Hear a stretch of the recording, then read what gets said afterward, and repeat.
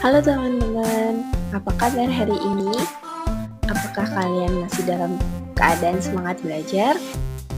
Hari ini kita akan belajar bersama mengenai bangun ruang. Bentuk-bentuk tiga dimensi yang memiliki sisi, tusuk, dan titik sudut. Kita juga akan menghitung volume dan isi bangun ruang. Yuk siapkan alat tulis dan semangat kalian. Mari kita mulai petualangan belajar hari ini tentang bangun ruang. Rita akan membungkus kado untuk ibunya. Rita menyiapkan selembar kertas kado dan kotak kado. Apa yang membedakan kertas dan kotak kado? Selembar kertas kado adalah contoh dari bangun datar berbentuk persegi panjang. Sedangkan kotak kado adalah contoh dari bangun ruang. Bangun ruang adalah bangun yang memiliki ruang atau volume dan dibatasi oleh sisi-sisi. Contoh dari bangun ruang ada kubus, balok, prisma, tabung, limas, kerucut, dan bola. Kubus adalah bangun ruang yang sisi-sisinya berbentuk persegi. Contoh benda berbentuk kubus adalah dadu, rubik, dan kotak kubus memiliki 6 sisi yang kongruen, 12 rusuk yang sama panjang, dan 8 titik sudut. Volume kubus adalah sisi kali sisi kali sisi. Rumus luas permukaan kubus adalah 6 kali sisi kali sisi. Balok adalah bangun ruang yang sisi-sisinya berbentuk persegi panjang. Contoh benda yang berbentuk balok adalah batu bata, penghapus, dan kulkas. Balok memiliki 6 sisi, 12 rusuk yang ditandai dengan panjang, lebar, dan tinggi, serta 8 titik sudut. Prisma adalah bangun ruang yang dibatasi oleh sisi atas dan alas yang kongruen serta sisi-sisi tegak yang berbentuk persegi panjang. Contoh benda yang berbentuk prisma adalah paving block, tenda, dan atap. Macam-macam prisma ada prisma segi 5, segi 6, dan segi 8. Prisma segitiga memiliki 5 sisi, 9 rusuk, dan 6 titik sudut.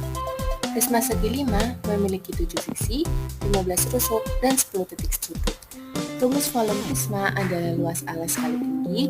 Rumus luas permukaan prisma adalah 2 kali luas alas tambah keliling alas kali tinggi. Tabung adalah prisma yang sisi alasnya berbentuk lingkaran. Contoh benda berbentuk tabung adalah gelas, kaleng minuman, dan pipa air. Tabung memiliki 3 sisi, yaitu satu sisi atas atau tutup, satu sisi alas, dan satu sisi lengkung. Tabung juga memiliki 2 rusuk lengkung, tetapi tabung tidak memiliki titik sudut. Rumus volume tabung adalah pi r kuadrat kali T. Rumus luas permukaan tabung adalah 2pi kali R kali R tambah T. Limas adalah bangun ruang yang dibatasi oleh satu sisi alas serta beberapa sisi tegak yang bertemu pada satu titik puncak. Contoh benda yang berbentuk limas adalah tenda dan piramida.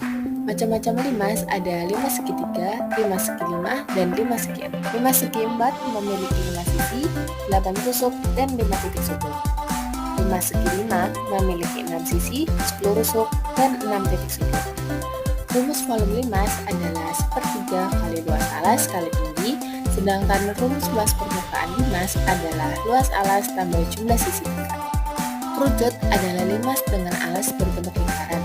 Contoh benda yang berbentuk kerucut adalah caping, korn es krim, dan teropong. Kerucut memiliki 2 sisi, yaitu satu sisi alas dan satu sisi lengkung. Kerucut memiliki 1 rusuk lengkung dan 1 titik sudut. Rumus volume kerucut adalah 1/3 kali pi r kuadrat kali T, dan rumus luas permukaan kerucut adalah pi kali R tambah S. Bola adalah bangun ruang yang dibentuk oleh tak hingga lingkaran yang berjari-jari sama dan berpusat pada titik yang sama. Contoh benda yang memiliki bentuk bola adalah bola basket, globe, dan kelereng. Bola memiliki 2 sisi lengkung dan tidak memiliki rusuk atau tidak memiliki titik sudut. Rumus volume bola adalah 4/3 kali pi kali R kali 3. Rumus luas permukaan bola adalah 4 kali pi kali R kuadrat. Dalam kehidupan sehari-hari, kita juga sering menjumpai beberapa benda yang merupakan gabungan dari beberapa bangun ruang. Contohnya adalah pensil. Pensil merupakan gabungan dari bangun ruang yang berbentuk kerucut dan bangun ruang yang berbentuk tabung. Contoh yang lainnya adalah bentuk rumah. Bentuk rumah adalah bukti dari gabungan bangun ruang yang berbentuk prisma dan balok.